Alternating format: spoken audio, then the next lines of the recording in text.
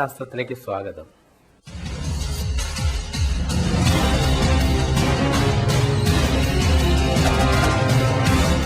ജ്യോതിഷ സംബന്ധമായ സംശയങ്ങൾ ഒരിക്കലും അവസാനിക്കുന്നതല്ല. കഴിഞ്ഞ കുറേ എപ്പിസോഡുകളായി ഞങ്ങൾ നിങ്ങളുടെ സംശയങ്ങളെപ്പറ്റി കൂടുതൽ അതിനുള്ള വിശദീകരണം തന്നുകൊണ്ടിരിക്കുകയാണ്. ഈ വിഷയത്തെപ്പറ്റി, അതായത് ഒരു പാരാവാരം മാതിരിയുള്ള ജ്യോതിഷ സംബന്ധമായിട്ടുള്ള കാര്യങ്ങളിൽ സ്വാഭാവികമായിട്ടും വരുന്ന ചോദ്യങ്ങൾക്ക്, നമ്മുടെ സംശയങ്ങൾക്ക് കൂടുതൽ വിശദീകരണം നൽകാനായി പ്രശസ്ത ജ്യോതിഷ പണ്ഡിതൻ ബ്രഹ്മശ്രീ കൈതപ്രം നീലവന ഇല്ലത്ത് നാരായണൻ നമ്പൂതിരിയെ ഞാൻ സ്വാഗതം ചെയ്യുന്നു. നമസ്കാരം.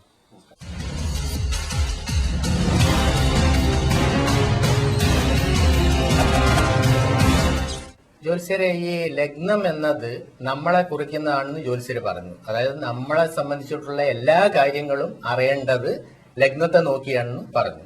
അപ്പൊ ലഗ്നം എന്ന് പറഞ്ഞാൽ നാമം. അടുത്തത് രണ്ടാം ഭാവം. ഈ രണ്ടാം ഭാവം എന്ന് പറയുന്നത് കുടുംബസ്ഥാനം എന്നാണ് ഞാൻ കേട്ടിട്ടുള്ളത്. അപ്പൊ ഈ കുടുംബസ്ഥാനം ധനസ്ഥാനം എന്നും പറയുന്നുണ്ട്.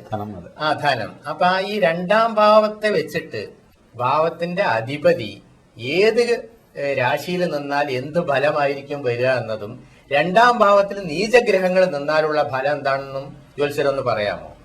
അതായത് രണ്ടാം ഭാവം കൊണ്ട് ചിന്തിക്കുമ്പോൾ രണ്ടാം ഭാവാധിപൻ ബലവാനായിരിക്കണം. നീചത്വങ്ങൾ ഉണ്ടാവാൻ പാടില്ല. അത് നല്ല പൂർണ്ണമായിട്ടുള്ള രാശിയിൽ തന്നെ നിൽക്കണം. 6-ലോ 8-ലോ 12-ലോ ഒക്കെ നിന്ന് കഴിഞ്ഞാൽ അതിൻ്റെ ഫലങ്ങളും 9-ാം ഭാവത്തിലോ 7-ലോ ഒക്കെ നിന്നാൽ ശുഭഫലങ്ങളൊക്കെ നമ്മൾ പറയണം. ആ ഗ്രഹ സ്വഭാവവും കൂടെ അതിനകത്ത് വരുന്നൊരു പ്രധാന ഘടകമാണ്. രണ്ടാം ഭാവാധിപതി ഏതാണ്, രണ്ടാം ഭാവാധിപത്യത്തിലാണോ നീചത്തിലാണോ എന്നുള്ള ഫലത്തെയൊക്കെ ആസ്പദമാക്കിയിട്ടാണ് അതിന്റെ ഫലങ്ങൾ പൊതുവെ പറയുന്നത്. രണ്ടാം ഭാവാധിപൻ 6, 8, 12 നിന്നാൽ എങ്ങനെ ശുഭഫലം വരും? ഈ 6, 8, 12 എന്ന് പറയുന്നത് ഹൈഡിങ് പ്ലേസ് അല്ലേ? അതായത് ഗ്രഹങ്ങൾ മറയുന്ന സ്ഥാനങ്ങളാണ്. അപ്പൊ ഈ കുടുംബസ്ഥാനാധിപതി, അതായത് 2 എന്ന് പറഞ്ഞാൽ വളരെ പ്രധാനപ്പെട്ട ഒരു സ്ഥാനമാണ്, ധനസ്ഥാനാണ്. അപ്പൊ ധനസ്ഥാനാധിപതി 6, 8, 12 മറഞ്ഞു കഴിഞ്ഞാൽ ആ ഫലം പോയല്ലോ. ഫലം പോയി. അതന്നെയാണ് പറഞ്ഞത്. 6, 8, 12 ഭാവങ്ങൾ മറയാൻ പാടില്ല. അതെ. പിന്നെ ഗുണം ചെയ്യുന്നത് ഏതൊക്കെ ഭാവം? 7-ല് ഗുണം ചെയ്യല്ലോ, 4-ല് ഗുണം ചെയ്യും, 9-ല് ഗുണം ചെയ്യും, 10-ല് ഗുണം ചെയ്യും, 11-ാം ഭാവത്തിൽ ഗുണം ചെയ്യും, 5-ലും ഗുണം ചെയ്യും. 6, 8, 12-ല് ഗ്രഹങ്ങൾ മറഞ്ഞു കഴിഞ്ഞാൽ ആ ഗ്രഹത്തിന് അത്ര സുഖകരമായിട്ടുള്ള അവസ്ഥ എന്ന് പറഞ്ഞുകൂടാ. ഇപ്പൊ പൊതുവെ ഇപ്പൊ നമ്മുടെ ഇടയിൽ തന്നെ ഒരുപാട് പേര് കള്ളം പറയുന്ന ആളുകളുണ്ട്, ഇല്ലേ? അതായത് കള്ളം പറയുന്നത് ഒരു ശീലമാക്കിയ ആളുകളെ. അപ്പൊ പൊതുവെ ഞാൻ കേട്ടിട്ടുണ്ട് ഈ രണ്ടാം ഭാവത്തിൽ അത് വാക്കുസ്ഥാനം കൂടിയാണെന്ന് പറയും, അല്ലെ? വാക്കുസ്ഥാനം. ഈ രണ്ടാം ഭാവത്തില് രാഹുവോ കേതുവോ നിന്നാല് ഒരു വളരെ കള്ളം പറയുന്ന ഒരു വ്യക്തിയായിരിക്കും എന്ന് കേട്ടിട്ടുണ്ട്. അത് സത്യമാണോ ജ്യോത്സ്യം? 2-ലും 12-ലും നിന്നാ അങ്ങനെ പറയാറുണ്ട് സാധാരണ. 2-ലും 12-ലും നിന്നാൽ കള്ളത്തരങ്ങൾ മാത്രം പറയാൻ ഒരു സന്നദ്ധ കുറെ കൂടുതൽ പ്രകടിപ്പിക്കുക എന്നുള്ളൊരു ഇത് സാധാരണ പ്രശ്നത്തിൽ വിഷയത്തിൽ പറയാറുണ്ട്. അപ്പൊ അതെങ്ങനെ ധനനാശം വരും അതുമൂലം? രാഹുവോ കേതുവോ രണ്ടാം ഭാവത്തിൽ നിന്നാല് അതുമൂലം ധനനാശങ്ങൾ ഉണ്ടാവാം. അതെ. ധനനാശം വരുമ്പോഴാണ് ഇദ്ദേഹം കള്ളം പറയേണ്ട ഒരു അവസ്ഥയിലേക്ക് വരിക, അല്ലേ? അപ്പൊ ഇതെല്ലാം ഇന്റർ കണക്റ്റഡ് ആണ്. അത് ആ വ്യക്തിയുടെ സ്വഭാവത്തെയും ബാധിക്കുമല്ലോ.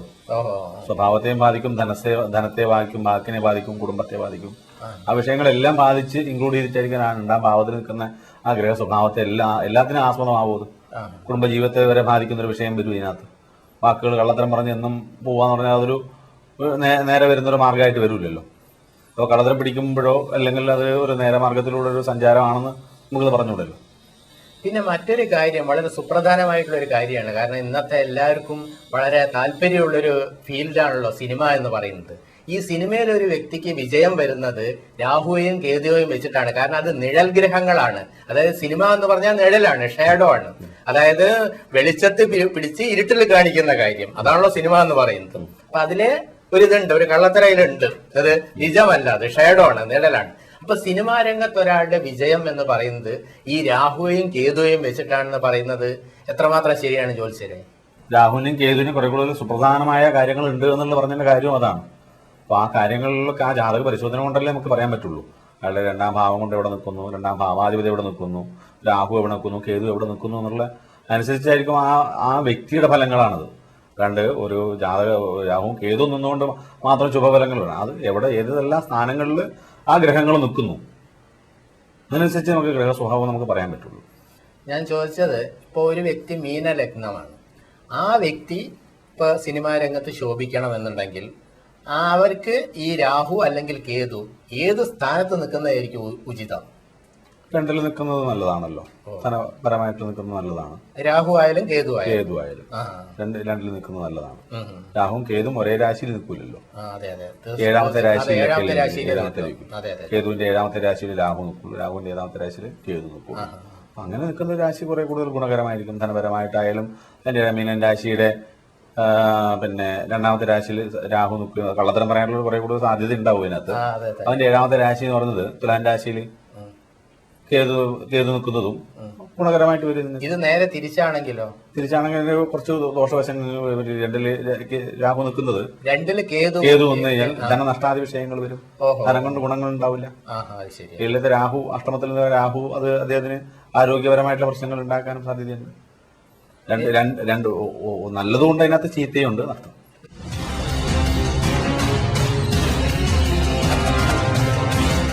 അശ്വതി ഭരണി കാർത്തിക കാലം മേടക്കൂറ്. മേടക്കൂറുകാർക്ക് പൊതുവെ ദൈവാധീനമുണ്ട്. 2 വ്യാഴവും 3 ശുക്രനും 4 രവി ബുധൻ 7 ശനി കുജൻ 8 രാഹു എന്നീ ഗ്രഹങ്ങൾ സ്ഥിതി ചെയ്യുന്നു. ആകയാൽ 7 ശനിക്കാലം നടക്കുന്നു. അങ്ങനെ പൊതുവെ ദുരിതങ്ങൾ അനുഭവിക്കാൻ പറ്റിയൊരു കാലമാണ്. ദൈവാധീനം ഉണ്ടെങ്കിലും പൊതുവെ ആരോഗ്യപരമായ ചില പ്രശ്നങ്ങൾ അനുഭവിക്കാനും സാധ്യതയുള്ളതായിട്ട് കാണുന്നു. എങ്കിലും വസ്തുവകകൾ വാങ്ങിക്കാനും വിൽക്കാനൊക്കെ ഉദ്ദേശിക്കുന്നവർക്ക് വസ്തുവകൾ വാങ്ങിക്കാനും വിൽക്കാനൊക്കെ സമയം അനുകൂലമാണ്. അതുപോലെ തന്നെ വിദേശയാത്ര ആഗ്രഹിക്കുന്നവർക്ക് ചില തടസ്സങ്ങൾ അനുഭവപ്പെടാൻ ഏഴാം ഭാവാദി യാത്രാകാരകൻ 12ാം ഭാവാധിപതിയായിട്ടുള്ള കുജനം വന്നിട്ട് 7 നിൽക്കുന്നതുകൊണ്ട് വിദേശയാത്രയ്ക്ക് 7ാം ഭാവാധിപതി 1 3 നിൽക്കുന്നതും 12ാം ഭാവാധിപതി 7 നിൽക്കുന്നതും യാത്രയ്ക്ക് സാധ്യതയുണ്ടെങ്കിലും അതിൽ കുറച്ച് തടസ്സങ്ങൾ അനുഭവപ്പെടാവുന്ന സമയമാണ്. ഇടവക്കൂറുകാർക്ക് ദൈവാധീനമുണ്ട്. എങ്കിലും പൊതുവെ ഗുണകരമായിട്ടുള്ള ഒരു സമയമാണെന്ന് പറയാം. 7ലത്തെ രാഹു പൊതുവെ ഗുണകരമല്ല. അതുപോലെ തന്നെ 6 നിൽക്കുന്ന കുജനും ശനിയും അത്ര ഗുണകരമല്ല. തൊഴിൽപരമായിട്ടുള്ള ചില ശത്രുതകളും മറ്റുള്ള കാര്യങ്ങളും അനുഭവിക്കാൻ യോഗം കാണുന്നു. അതുപോലെ തന്നെ വിദ്യാർത്ഥികൾക്കാണെങ്കിലും പൊതുവെ അനുകൂലകരമാണ്. തൊഴിലിലേർപ്പെട്ടിരിക്കുന്നവർക്ക് തൊഴിൽപരമായിട്ടുള്ള ഉന്നതി ഉണ്ടെങ്കിലും ഈശ്വരാധീനം ഉണ്ടെങ്കിലും ചില ശത്രുതകൾ ആ വഴിക്ക് വരാൻ സാധ്യതയുള്ളതായിട്ടാണ്. 10ാം ഭാവാധിപതിയായിട്ടുള്ള ഗ്രഹം 6 പോയി നിൽക്കുന്നത് കൊണ്ട് ശത്രുത കാര്യങ്ങളൊക്കെ ഉണ്ടാവാനുള്ള സമയമാണ്. അതുപോലെ തന്നെ 12ാം ഭാവാധിപതിയായിട്ടുള്ള ഗ്രഹം 6 പോയി നിൽക്കുന്നതുകൊണ്ട് വിദേശയാത്ര ഉദ്ദേശിക്കുന്നവർക്ക് വിദേശയാത്രക്കുള്ള സാധ്യത കുറഞ്ഞു കാണുന്നു. വസ്തുവകൾ വാങ്ങിക്കാൻ ഉദ്ദേശിക്കുന്നവർക്ക് വസ്തുവകൾ വാങ്ങിക്കാൻ ചില ബുദ്ധിമുട്ടുകൾ അനുഭവപ്പെടുക. ക്രയവിക്രാദി കാര്യങ്ങളൊക്കെ കുറച്ച് ബുദ്ധിമുട്ടുകൾ. വാഹനം വാങ്ങിക്കാൻ ഉദ്ദേശിക്കുന്നവർക്കാണെങ്കിൽ വാഹനകാരകനായിട്ടുള്ള രവി വന്നിട്ട് 3ാം ഭാവത്തിൽ നിൽക്കുന്നതുകൊണ്ട് അത് കുറച്ച് തടസ്സങ്ങൾ അനുഭവപ്പെടുന്നതാണ്. മിഥുനക്കൂറുകാർക്ക് പൊതുവെ ദൈവാധീനം കുറവാണ്. 12ലാണ് വ്യാഴം നിൽക്കുന്നത്. അതുകൊണ്ട് ദൈവാധീനം പൊതുവെ കുറഞ്ഞു കാണുന്നു. അവർക്ക് 7 ശനികാലം മാറി 5ലേക്കുള്ള ശനി ആയതുകൊണ്ട് ശനിയുടെ കുറച്ച് ദുരിതങ്ങളൊക്കെ മാറിയിട്ടുള്ളൊരു സമയമാണ്. അതുപോലെ 6ാം ഭാവാധിപതി 5 നിൽക്കുന്നതുകൊണ്ട് ചില മാനസികമായിട്ടുള്ള പേടികൾ കുറച്ച് അനുഭവപ്പെടാവുന്നതാണ്. അതുപോലെ തന്നെ വിവാഹാദി കാര്യങ്ങൾക്ക് ഇറങ്ങിയിരിക്കുന്നവർക്ക് വിവാഹ തടസ്സങ്ങളും മറ്റുള്ളതും അനുഭവപ്പെടാം. അതുപോലെ തന്നെ ആരോഗ്യപരമായ ചില പ്രശ്നങ്ങൾ അനുഭവിക്കുന്നൊരു സമയമാണ്. അതേപോലെ തന്നെ തൊഴിൽപരമായിട്ടുള്ള ചില തടസ്സങ്ങളും അനുഭവിക്കുന്നൊരു സമയമാണ്. 10ാം ഭാവാധിപതി 12 നിൽക്കുന്നതുകൊണ്ട് അതിന് തൊഴിൽപരമായിട്ടുള്ള ചില ബുദ്ധിമുട്ടുകളും കാര്യങ്ങളും അനുഭവിക്കുന്നൊരു സമയമായിട്ട് ഈ വാരത്തെ പൊതുവെ കണക്കാക്കാവുന്നതാണ്. അതുകൊണ്ട് ശ്രീകൃഷ്ണ ഭഗവാന് ഭാഗ്യസൂക്ത പുഷ്പാഞ്ജലി, ഒരു തുളസിമാല, ഒരു നെയ്വിളക്ക്, പാൽപ്പായസമൊക്കെ നടത്തുന്നത് ഈ ആഴ്ച പൊതുവെ ഗുണകരമായിരിക്കും. പുണർതം മുക്കാല് പൂയം ആയില്യം നക്ഷത്രം. കർക്കിടകൂറുകാർക്ക് പൊതുവെ 7 ശനികാലം തുടങ്ങിയിട്ടുണ്ട്. 4 ശനി ചൊവ്വ 5ാം ഭാവാധിപതി 4-ലായതുകൊണ്ട് അതേപോലെ തന്നെ സന്താനങ്ങൾക്ക് പൊതുവെ ഗുണകരമായിട്ടുള്ള സമയമാണ്. വസ്തുവകകൾ വാങ്ങിക്കാൻ ഉദ്ദേശിക്കുന്നവർക്ക് വിൽക്കാനും വാങ്ങിക്കാനൊക്കെ പൊതുവെ ഗുണകരമായിട്ട് ഉള്ളൊരു സമയമായിട്ട് പറയാം. അത് വിവാഹാദി കാര്യങ്ങൾ ഇറങ്ങിയിരിക്കുന്നവർക്ക് വിവാഹ യോഗം കാണുന്നു. അതുപോലെ തന്നെ ആരോഗ്യപരമായിട്ടുള്ള ചില പ്രശ്നങ്ങളും അവർക്ക് അനുഭവിക്കുന്നതാണ്. 9ാം ഭാവാധിപതിയായിട്ടുള്ള വ്യാഴം വന്നിട്ട് 11ാം ഭാവത്തിൽ നിൽക്കുന്നു. അവർക്ക് പൊതുവെ ഗുണകരമായിട്ടുള്ള ആഡംബര സാധനങ്ങളോ അതുപോലെ തന്നെ ആഭരണങ്ങൾ, വസ്ത്രങ്ങളൊക്കെ വാങ്ങിക്കുന്ന ഒരു വാരമായിട്ട് ഈ വാരത്തെ പറയാം. അതുപോലെ തന്നെ വ്യാഴം അനുകൂലമായിട്ടുള്ള സമയമായതുകൊണ്ട് മകം പൂരം മൂത്രത്തിൽ കാല് ചിങ്ങക്കൂറ്. ചിങ്ങക്കൂറുകാർക്ക് പൊതുവെ ദൈവാധീനം ഗുണകരമാണ്.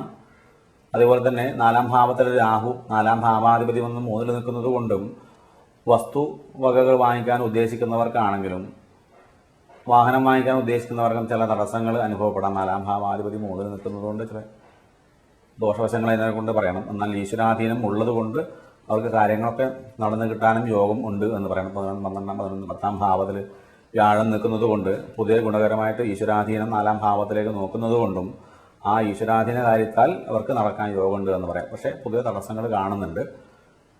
എന്നിരുന്നാലും അതുപോലെ തന്നെ 5-ാം ഭാവാധിപതി സന്താനകാരകനായിട്ടുള്ളതായ വ്യാഴം 5-ാം ഭാവം കൊണ്ട് മനസ്സുകൊണ്ട് കുറേ കൂടുതൽ സന്തോഷം അനുഭവിക്കണം എന്ന് പറയാം. 6-ാം ഭാവാധിപതി 3 നിൽക്കുന്നുണ്ട്. സഹോദരങ്ങളും ശത്രുക്കളൊക്കെ ആയിട്ട് മാറണം എന്ന് പറയാം. 7-ാം ഭാവാധിപതിയായിട്ടുള്ള ശനി വന്നിട്ട് 3 നിൽക്കുന്ന വിവാഹ തടസ്സങ്ങൾ പറയാം. അഷ്ടമാധിപത്യം വഹിച്ചിരുന്ന ഗ്രഹം 10-ാം ഭാവത്തിൽ നിന്ന് ജോലി സ്ഥലത്ത് പോയി കഴിഞ്ഞാൽ പൊതുവെ ആരോഗ്യപരമായിട്ടുള്ള ചില പ്രശ്നങ്ങൾ അനുഭവിക്കും എന്ന് പറയാം. കന്നിക്കൂറുകാർക്ക് പൊതുവെ ദൈവാധീനം 9-ാം ഭാവത്തിൽ നിൽക്കുന്നു. ദൈവാധീനം പൂർണ്ണതയാണ്. എന്നാൽ 2-ലത്തെ ശനി മാനസിക ക്ലേശങ്ങൾ കുറേ കൂടുതൽ അനുഭവിക്കാം. സഹോദരകാരകത്വമായിട്ട് ചെറിയ മനക്ലേശങ്ങൾ അനുഭവിക്കാനുള്ള സമയമാണ്. വാഹനാദി കാര്യങ്ങളൊക്കെ വാങ്ങിക്കാൻ ഉദ്ദേശിക്കുന്ന വസ്തുവാഹനങ്ങളൊക്കെ വാങ്ങിക്കാനൊക്കെ യോഗങ്ങളുള്ള സമയമാണ്. എന്നാൽ സന്താനങ്ങളെ കൊണ്ട് ചില മാനസിക ക്ലേശങ്ങൾ അനുഭവിക്കണം. അവനോട് തന്നെ ചില പേടികളൊക്കെ അനുഭവപ്പെടണം. എന്നാൽ വിവാഹ കാര്യങ്ങൾക്കൊക്കെ ഏർപ്പെട്ടിരിക്കുന്നവർക്കൊക്കെ പുതിയ ഗുണകരമായിട്ട് ഈ വാരത്തെ പൊതുവെ പറയാവുന്നതാണ്. അഷ്ടമാധിപത്യം വഹിച്ചിരിക്കുന്നതായ ചൊവ്വ 2-ൽ നിൽക്കുന്നതുകൊണ്ട് ആരോഗ്യപരമായിട്ടുള്ള പ്രശ്നങ്ങളെ കൊണ്ട് ചില മാനസിക ക്ലേശങ്ങളൊക്കെ അനുഭവിക്കുന്നുള്ളതും 9-ാം ഭാവാധിപതി 10-ൽ നിൽക്കുന്നതുകൊണ്ട് പ്രമോഷനുകളും മറ്റുള്ള കാര്യങ്ങളൊക്കെ 9-ാം ഭാവം കൊണ്ട് പുതിയ ഭാഗ്യമായിട്ട് എന്ന് പറയാം. 10-ാം ഭാവാധിപതി ബുധൻ 11-ൽ നിൽക്കുന്നുണ്ട്. പ്രമോഷനും കാര്യങ്ങൾക്കൊക്കെ സാധ്യതയുള്ളതായിട്ടും സ്ഥാനക്കയറ്റം അങ്ങനെയുള്ള വിഷയങ്ങളുള്ള തൊഴിൽപരമായിട്ട് പൊതുവെ ഗുണകരമായിട്ടുള്ള സമയമാണെന്ന് പറയാം. ബുധനെ കൊണ്ട് നല്ല ഗുണമായിട്ട് തന്നെ പറയാവുന്നതാണ്. കൂറുകാർക്ക് പൊതുവെ ദൈവാധീനം അഷ്ടമത്തിൽ നിൽക്കുന്നതായ വ്യാഴത്തിനെ കൊണ്ട് പൊതുവെ ഗുണകരമല്ല. അഷ്ടമത്തിൽ നിൽക്കുന്ന 6, 8, 12 ഭാവങ്ങളിൽ വ്യാഴം നിൽക്കുന്നത് അത്ര ഗുണകരമല്ല. അപ്പം അഷ്ടമത്തിലാണ് വ്യാഴം നിൽക്കുന്നത്. ആ വ്യാഴത്തിനെ കൊണ്ട് പറയുമ്പം ഈശ്വരാധീനം കുറഞ്ഞു നിൽക്കുക, വ്യാഴ തടസ്സം, അതായത് അവനവൻ ഇറങ്ങേണ്ടതായ കാര്യങ്ങൾക്ക് അവനവൻ തന്നെ ഇറങ്ങിയാൽ പോലും നടക്കുന്നില്ല. അല്ലെങ്കിൽ ചില പ്ലാനുകളൊക്കെ ചെയ്യുക, ആ പ്ലാൻ ചെയ്യുന്നതിനനുസരിച്ച് കാര്യങ്ങളൊക്കെ നടന്ന് കിട്ടാതെ കണ്ട് വരിക. അതുപോലെ തന്നെ 7 ശനി കാലമായതുകൊണ്ട് ശാരീരികമായിട്ടുള്ള ക്ലേശങ്ങൾ അനുഭവപ്പെടുന്ന സമയമാണ്. 2-ാം ഭാവാധിപതി ആയിട്ടുള്ളതായ ചൊവ്വ ജന്മത്തിൽ നിൽക്കുന്നത് കൊണ്ട് ചില ശാരീരികമായിട്ടുള്ള അസ്വാസ്ഥ്യങ്ങൾ ഉണ്ടാവാം എന്ന് പറയാം. അതുപോലെ തന്നെ മനസ്സിന് അത്ര സുഖമായിട്ടുള്ള ടെൻഷൻസ് കുറേ കൂടുന്ന ഒരു സമയമായിട്ട് പറയാം. 4-ാം ഭാവം 3-ാം ഭാവ സഹോദരങ്ങൾക്ക് പുതിയ ഗുണകരമായിട്ടുള്ള സമയം പറയാം. വസ്തുവോ വാഹനമൊക്കെ വാങ്ങിക്കണം എന്നുള്ള ഉദ്ദേശത്തോടുകൂടി ഇവരിറങ്ങുമ്പോൾ വസ്തുവാഹനാദി കാര്യങ്ങൾക്ക് അഡ്വാൻസും മറ്റുള്ള കാര്യങ്ങളൊക്കെ കൊടുക്കാം. പക്ഷേ അതിന് വേണ്ടത്ര രീതിയിലുള്ള മൂവ്മെൻറ്റുകൾ നമുക്ക് കിട്ടാതെ കണ്ടു വരിക. നമ്മൾ ഉദ്ദേശിക്കുന്ന രീതിയിലുള്ള ഫലങ്ങൾ നമുക്ക്, അതായത് പേപ്പറുകളോ മറ്റുള്ള വർക്കുകളൊക്കെ ചെയ്തു കഴിഞ്ഞാലും ആ വാഹനം വാങ്ങിക്കണോ വേണ്ടയോ എന്നുള്ള ഒരു ഇരുമനസ്സോടുകൂടി നിൽക്കുന്ന ഒരു അവസ്ഥ ഇപ്പോഴുണ്ടാവാം. 5-ാം ഭാവാധിപതിയായിട്ടുള്ള വ്യാഴം വന്നിട്ട് അഷ്ടമത്തിൽ നിൽക്കുകയാണ്. അപ്പം അതും മാനസികമായിട്ടുള്ള ഒരു ടെൻഷനെ ഉണ്ടാക്കുന്നൊരു കാര്യമാണ്. വ്യാഴമാണ് സർവേശ്വരകാരനുള്ള വ്യാഴം പൊതുവെ അഷ്ടമത്തിൽ നിൽക്കുന്നത് അത്ര ഗുണകരമല്ല. വിവാഹാദി വിഷയങ്ങളിൽ ഏർപ്പെട്ടിരിക്കുന്നവർക്കും പൊതുവെ തടസ്സങ്ങൾ അനുഭവപ്പെടാം. അതുപോലെ തന്നെ അഷ്ടമാധിപനായ ശുക്രൻ 9-ാം ഭാവത്തിൽ നിൽക്കുന്നതുകൊണ്ട് ശാരീരികമായിട്ടുള്ള ക്ലേശങ്ങൾ ഈ വാരം പൊതുവെ കുറച്ചൊരു ഗുണകരമായിരിക്കും. അഷ്ടമത്തിൽ നിൽക്കുന്ന ഈ അഷ്ടമാധിപനായിട്ടുള്ള ശുക്രൻ 9-ാം ഭാവത്തിൽ നിൽക്കുന്നത് അത് പൊതുവെ ആരോഗ്യപരമായിട്ടുള്ള ചില പ്രശ്നങ്ങൾ ഉണ്ടെങ്കിലും അതിന് കുറച്ചൊരു ശമനം ഉണ്ടാകുന്നൊരു വാരമായിട്ട് പറയാം. 10-ാം വൃശ്ചികക്കൂറുകാർക്ക് പൊതുവെ ദൈവാധീനം പൂർണ്ണതയുണ്ട്. എന്നാൽ ജന്മത്തിൽ നിൽക്കുന്ന രാഹു പൊതുവെ വിവാദങ്ങളും കുറേ അരിഷ്ടതകളും മറ്റുള്ള ബുദ്ധിമുട്ടുകളൊക്കെ ഉണ്ടാവാം. 7-ൽ നിൽക്കുന്ന വ്യാഴം 7-ാം ഭാവാധിപതി അഷ്ടമത്തിൽ വിവാഹ വിഷയങ്ങൾക്ക് വിവാഹാദി കാരകനായിട്ടുള്ള ശുക്രൻ അഷ്ടമത്തിൽ നിൽക്കുന്നതിന് വിവാഹ വിഷയങ്ങൾ തടസ്സം വരാം. പക്ഷേ വിവാഹ ആലോചനകൾ കുറേ കൂടുതൽ വരാം. അങ്ങനെയുള്ള വിഷയങ്ങൾ പറയാം. 2-ാം ഭാവാധിപതിയായിട്ട് ധനപരമായിട്ട് ബുദ്ധിമുട്ടുകളൊന്നും ഉണ്ടാവില്ല.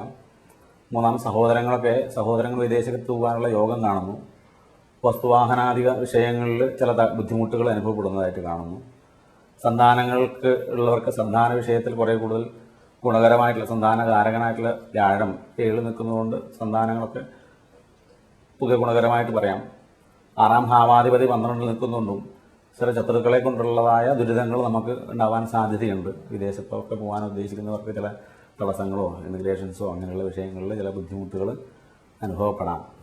അതേപോലെ തന്നെ അഷ്ടമാധിപനായിട്ട് ബുധൻ 9-ാം ഭാവത്തിൽ നിൽക്കുന്നതുകൊണ്ട് ആരോഗ്യ പ്രശ്നങ്ങൾ ഉണ്ടെങ്കിലും അതിനൊരു ശമനം ഉണ്ടാവാം. 7-ാം ഭാവത്തിലുള്ള വ്യാഴത്തിനെ കൊണ്ടൊരു ശമനം ഉണ്ട് എന്ന് പറയാം. 10-ാം ഭാവാധിപതി ആയിട്ടുള്ള രവി 9-ൽ നിൽക്കുന്നതും അത് ഗുണകരമാണ്. 11-ാം ഭാവാധിപതി 9-ൽ നിൽക്കുന്നതും വരുമാന മാർഗത്തിന് വലിയ ബുദ്ധിമുട്ടുകളൊന്നും ഇല്ലാതെ ഈ വാരം പൊതുവെ കഴിഞ്ഞു പോകുന്നതാണ്. ഈ ജന്മത്തിൽ നിൽക്കുന്ന രാഹുവിന് നാഗർക്ക് 100 പാലും പാൽപ്പായസവും അതുപോലെ തന്നെ പാലഭിഷേകവും മഞ്ഞളഭിഷേകം അങ്ങനെയുള്ള വിഷയങ്ങളൊക്കെ നാഗപ്രീതി വരുത്തുന്നത് പൊതുവെ ഗുണകരമായിരിക്കും. അലർജി വിഷയങ്ങളൊക്കെ ഒന്ന് ശ്രദ്ധിക്കണം. ഈ വാരം പൊതുവെ ശ്രദ്ധിക്കേണ്ട ഒരു സമയമാണ്. ധനുക്കൂറുകാർക്ക് വ്യാഴം 6-ലാണ് നിൽക്കുന്നത്. ജന്മാധിപനം 4-ാം ഭാവാധിപന ഗ്രഹമാണ്. അത് വ്യാഴം 6-ൽ പോയി നിൽക്കുന്നത് കൊണ്ട് സ്വന്തം തന്നെ അവനവന് തന്നെ ഒരു പേടി കുറേ കൂടുതൽ അനുഭവപ്പെടാം. എന്ത് കാര്യങ്ങൾ ചെയ്യുമ്പോഴും അവനൊരു പേടി അനുഭവപ്പെടുന്നൊരു വാരമായിട്ട് പറയാം. അതുപോലെ തന്നെ ധനകാരകനായിട്ടുള്ള ശനി 11-ാം ഭാവത്തിൽ നിൽക്കുന്നത് കൊണ്ട് വരുമാനത്തിന് ബുദ്ധിമുട്ടുകൾ ഉണ്ടാവില്ല, സഹോദരങ്ങൾക്ക് ബുദ്ധിമുട്ടുണ്ട്. പക്ഷേ അമ്മയ്ക്ക് ചില ബുദ്ധിമുട്ടുകൾ അനുഭവപ്പെടാനും ചില വസ്തുവാഹനാദി വിഷയങ്ങൾ വാങ്ങിക്കാനോ ഉദ്ദേശിക്കുന്നവർക്ക് അത് വേണ്ട വിധം കൈകാര്യം ചെയ്യാൻ പറ്റുന്നില്ല എന്നുള്ള വിഷയവും അങ്ങനെയൊക്കെ പറയാം. 7-ാം ഭാവാധിപതി അഷ്ടമത്തിൽ പോയി നിൽക്കുന്നത് കൊണ്ട് വിവാഹത്തിന് ചില തടസ്സങ്ങൾ അനുഭവപ്പെടുന്നൊരു സമയമായിട്ട് പറയാം. അഷ്ടമാധിപൻ ആയിട്ടുള്ളതായ ഗ്രഹം ശുഭകരമായിട്ട് തന്നെ കാണുന്നു. 9-ാം ഭാവാധിപതി വന്നിട്ട് അഷ്ടമത്തിൽ പോയി നിൽക്കുന്നതും അതുകൂടെ ഗുണകരമല്ല. അതായത് നമുക്ക് ഭാഗ്യമായിട്ട് കിട്ടേണ്ട പല നല്ല കാര്യങ്ങളും നടന്നു പോകാതെ കണ്ട് വരുന്നൊരു സമയമാണ്. ശത്രുക്കളായാലോ മറ്റുള്ള കാര്യങ്ങളിലൊക്കെ നമുക്കത് ഒരു തടസ്സപ്പെടുത്തി പോകാവുന്നതാണ്. അതുപോലെ തന്നെ 10-ാം ഭാവാധിപതിയും വന്നിട്ട് നിൽക്കുന്ന അഷ്ടമത്തിലാണ്. 7-ാം ഭാവാധിപതിയും 10-ാം ഭാവാധിപതി അഷ്ടമത്തിൽ വിവാഹത്തിനും ജോലിക്കൊക്കെ പൊതുവെ ബുദ്ധിമുട്ടുകളും കഷ്ടതകളും ഒക്കെ അനുഭവിക്കുന്നതാണ്. 11-ാം ഭാവാധിപതിയായ ശുക്രൻ 7-ൽ പോയി നിൽക്കുന്നത് കൊണ്ട് വരുമാനത്തിന് വേണ്ടിയിട്ട് വിദേശത്തേക്ക് പോകാനുള്ള ആലോചനയൊക്കെ നടത്തുന്നത് കുറച്ച് ചെയ്യുന്നൊരു സമയമാണ്. അതായത് വിദേശത്ത് പോയാൽ കുറച്ച് സമ്പാദിക്കാൻ പറ്റുമോ, അങ്ങനെയുള്ള വിഷയങ്ങൾക്കൊക്കെ കുറച്ച് ഇറങ്ങിക്കഴിഞ്ഞാൽ നന്നായിട്ട് വരാൻ പറ്റുമോ, ഈ ബുദ്ധിമുട്ടുകളിൽ നിന്നൊക്കെ രക്ഷപ്പെടാൻ പറ്റുമോ എന്നുള്ള ആലോചനകൾ ഈ വാരം പൊതുവെ നടത്തുന്നതായിട്ട് കാണാൻ പറ്റും. അതിൽ 12-ാം ഭാവാധിപതിയും 11-ൽ നിൽക്കുന്നത് കൊണ്ട് വരുമാനങ്ങളും ഉണ്ടാവും, അതേപോലെ തന്നെ ചെലവുകളും വർദ്ധിക്കുന്നൊരു സമയമാണ്. അതുകൊണ്ട് ശ്രീകൃഷ്ണ ഭജനം വിഷ്ണുപ്രീതിയും വരുത്തുന്നത് ഈ വാരം പൊതുവെ ഗുണകരമായിരിക്കും. ഉത്രാടത്തിൽ മുക്കാല തിരുവോണം അവിട്ടത്തര മകരക്കൂറുകാർക്ക് പൊതുവെ ദൈവാധീനം 4-ൽ നിൽക്കുന്ന വ്യാഴം 5-ൽ നിൽക്കുന്ന വ്യാഴം പൊതുവെ ഗുണകരമാണ്. 6-ൽ നിൽക്കുന്ന ശുക്രൻ അത്ര ഗുണകരമല്ല. അതുപോലെ ഈശ്വരാധീനം പൊതുവെ ഗുണകരമായിട്ട് കാണുന്നു. വസ്തുവകകൾ വാങ്ങിക്കാൻ ഉദ്ദേശിക്കുന്നവർക്കാണെങ്കിലും വാഹനം, വീട് അങ്ങനെയുള്ളതൊക്കെ ഉദ്ദേശിക്കുന്നവർക്ക് തറക്കല്ലിടാനോ അല്ലെങ്കിൽ വീട് വയ്ക്കണമെന്നുള്ള ഉദ്ദേശിക്കുന്നവർക്ക് അതിൻ്റെതായ പ്ലാനുകളും എസ്റ്റിമേറ്റുകളൊക്കെ റെഡിയാക്കി അതിനുവേണ്ട പ്രവർത്തനങ്ങളൊക്കെ നടത്താനൊക്കെ പറ്റിയൊരു സമയമാണ്.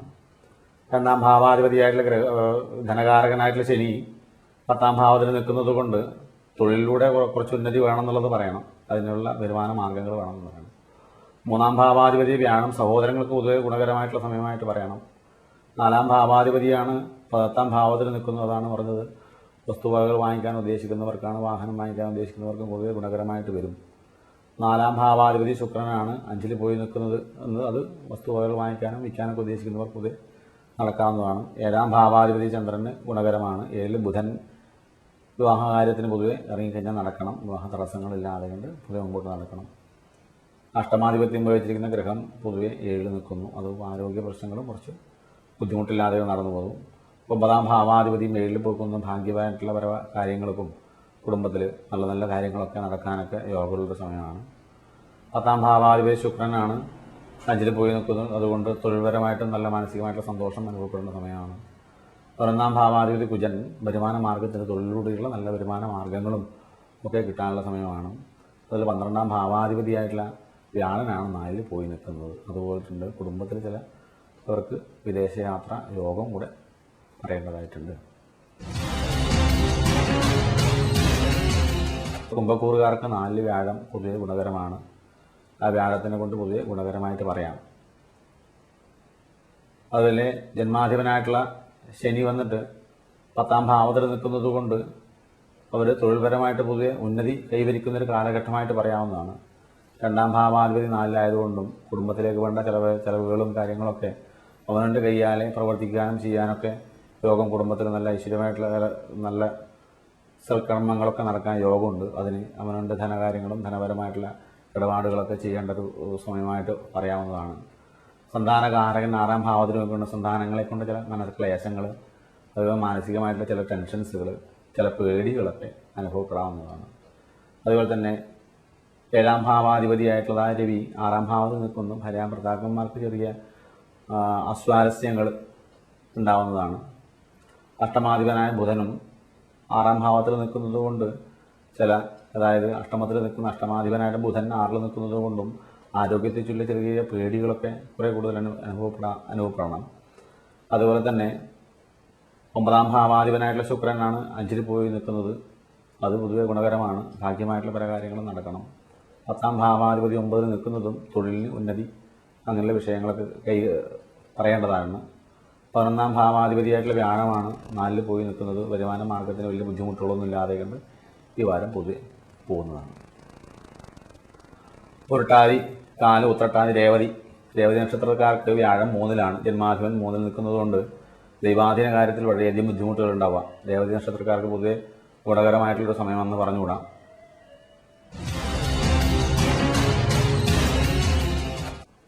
പുരട്ടാതി, കാല്, ഉത്രട്ടാതി, രേവതി നക്ഷത്രക്കാർക്ക് പൊതുവെ ജന്മാധിപൻ 3-ാം ഭാവത്തിൽ നിൽക്കുന്നത് 3, 6, 8, 12 ഭാവങ്ങളിൽ വ്യാഴം നിൽക്കുന്നത് ഗുണകരമല്ല. ദൈവാധീനം പൊതുവെ കുറഞ്ഞിരിക്കുന്നതായി കാണുന്നു.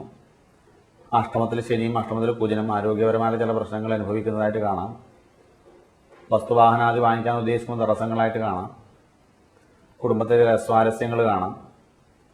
അതുപോലെ തന്നെ ആരോഗ്യപരമായിട്ടുള്ള പ്രശ്നങ്ങളാണ് കുറേ കൂടുതൽ ചെയ്യുന്നത്. വാഹനാദി കാര്യങ്ങൾ എടുക്കുകയോ പോവുകയോ വരുമൊക്കെ ചെയ്യുന്നത് വളരെ ശ്രദ്ധിക്കണം. അഷ്ടമത്തിലെ ശനി ചൊവ്വയൊക്കെ നിൽക്കുന്ന അപകടാദി വിഷയങ്ങളൊക്കെ കുറേ കൂടുതൽ വരേണ്ട ഒരു സമയമാണ്. അതുകൊണ്ട് വാഹനങ്ങളൊക്കെ യൂസ് ചെയ്യുന്നവർക്ക് വളരെ ശ്രദ്ധിക്കേണ്ട ഒരു സമയമാണ്. അതുപോലെ തന്നെ രോഗാവസ്ഥകൾ ഉള്ളതായിട്ട് നമുക്ക് കുറേ കൂടുതൽ ശരീരത്തിന് ക്ഷീണം, മാനസികമായിട്ട് അത്ര സുഖം ഉണ്ടാവില്ല, ശാരീരികമായിട്ട് അത്ര സുഖം ഉണ്ടാവില്ല, സഹോദരങ്ങളായിട്ട് അത്ര സുഖം ഉണ്ടാവില്ല. വസ്തുവാഹനാദി വിഷയങ്ങൾ ഇറങ്ങിയിട്ടുള്ള പൊതുവെ ഒരു ദുരിത കാലഘട്ടമായിട്ട് ഈ വാരത്തെ പറയാവുന്നതാണ്. ഏത് കാര്യത്തിനും ഇറങ്ങിക്കഴിഞ്ഞാൽ നടക്കുന്നില്ല എന്നുള്ള മാനസിക ക്ലേശം നല്ലവണ്ണം അനുഭവപ്പെടുകയും ശാരീരിക ക്ലേശങ്ങൾ പൊതുവെ അനുഭവപ്പെടുകയും ഒക്കെ ചെയ്യുന്നൊരു സമയമായതുകൊണ്ട് പൊതുവെ ശ്രദ്ധിക്കേണ്ട ഒരു സമയമായിട്ട് ഈ വാരത്തെ പൊതുവെ പറയാവുന്നതാണ്. അതുകൊണ്ട് അഷ്ടമത്തിൽ നിൽക്കുന്ന ശനി ശിവഭഗവാനും മൃത്യുഞ്ജയ പുഷ്പാഞ്ജലി കൂളത്തിൻ്റെ ഇല കൊണ്ട് മൃത്യുഞ്ജയ പുഷ്പാഞ്ജലി നടത്തുന്നത് വളരെ ഗുണകരമാണ്. അതേപോലെ തന്നെ കുജൻ അഷ്ടമത്തിൽ നിൽക്കുന്ന കുജനും പൊതുവെ അത്ര ഗുണകരമായിട്ടുള്ള ഒരു വാരമല്ല. 9-ാം ഭാവാധിപനാണ് അഷ്ടമത്തിൽ പോയി നിൽക്കുന്നത്. ഭാഗ്യങ്ങളായിട്ടുള്ള കുറേ നല്ല നല്ല കാര്യങ്ങൾ നടക്കേണ്ടതൊക്കെ പുതിയ തടസ്സങ്ങൾ അനുഭവപ്പെട്ട് മാനസിക സംഘർഷത്താൽ നിൽക്കുന്നൊരു സമയമായിട്ട് പറയാം.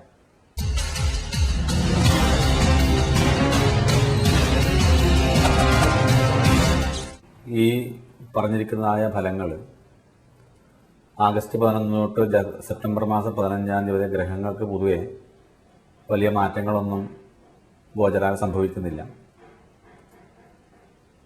ആയതുകൊണ്ട് ഈ കൂറുകാരെല്ലാം പൊതുവെ ഇപ്പോൾ പറഞ്ഞിരിക്കുന്നതായ ക്ഷേത്ര ആരാധനകളും വഴിപാടുകളൊക്കെ ചെയ്ത് ഈശ്വരഭജനമൊക്കെ നടത്തുന്നത് പൊതുവെ ഗുണകരമായിരിക്കും. ആവിധ കാര്യങ്ങൾ തന്നെ സെപ്റ്റംബർ 15-ാം തീയതി വരെ പൊതുവെ അവർക്ക് അനുഭവങ്ങളിൽ വലിയ മാറ്റങ്ങളൊന്നും സംഭവിക്കുന്നില്ല. അത് ക്ഷേത്ര ആരാധനകളും വഴിപാടുകളൊക്കെ പറഞ്ഞതുപോലെ ചെയ്തു കഴിഞ്ഞാൽ എല്ലാവർക്കും പൊതുവെ ഗുണകരമായിട്ട് വരുന്നതാണ്.